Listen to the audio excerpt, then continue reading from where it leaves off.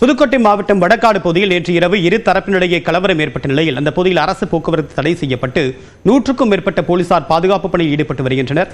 தற்போதைய கள தகவல்களுடன் நேரலையில் இணைகிறார் நம்முடைய செய்தியாளர் ரகுவரன்.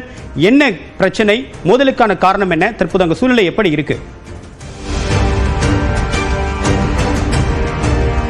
புதுக்கோட்டை மாவட்டம் வடகாடு பகுதியில் நேற்று இரவு கோவில் திருவிழா நடந்து கொண்டிருந்தது. அந்த நேரத்தில் பார்த்தீங்கன்னா பெட்ரோல் பங்கில் பெட்ரோல் போடுவது தொடர்பாக 2 இளைஞர்களுக்கு இடையே ஏற்பட்ட மோதல் ஒரு கலவரமாகவே மாறியிருந்தது. இதன் காரணமாக ஒரு வீட்டுக்கு தீ வைக்கப்பட்டது. 2 இருசக்கர வாகனங்கள் கொளுத்தப்பட்டன.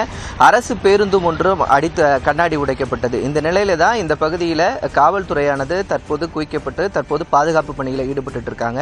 இந்த சம்பவம் தொடர்பாக 14 பேர் கைது செய்யப்பட்டிருக்கிறாங்க. 2 தரப்பிலும் பார்த்தீங்கன்னா கைது செய்யப்பட்டிருக்கிறாங்க. தற்போது எஸ்பி அவர்கள் இந்த பகுதியிலே முகாமிட்டு இந்த பாதுகாப்பு பணிகளில் இங்கே ஈடுபட்டு இருக்காரு. அது மட்டும் இல்லாமல் அரசு போக்குவரத்து பேருந்தினுடைய ஒரு பேருந்து கண்ணாடியும் உடைக்கப்பட்டதுனால இந்த பகுதி போக்குவரத்து தற்போது நிறுத்தப்பட்டிருக்கிறது. அது மட்டும் இல்லாமல் சுற்று வட்டாரத்தில் இருக்கக்கூடிய 3 டாஸ்மாக் கடையும் அடைக்கப்பட்டிருக்கிறது, இன்று திறக்கப்படவில்லை.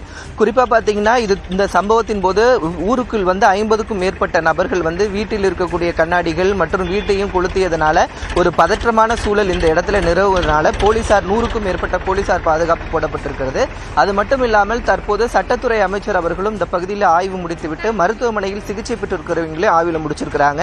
இந்த இருதரப்பு பிரச்சனை சாதாரண இளைஞர்களுக்குள் ஏற்பட்ட பிரச்சனையாக தான் பார்க்க வேண்டும். இதுல வேற எந்த உள்ளர்த்தமும் இல்லை அப்படின்னு சொல்லிட்டு காவல்துறையின் விளக்கமும் தற்போது கொடுக்கப்பட்டிருக்கிறது.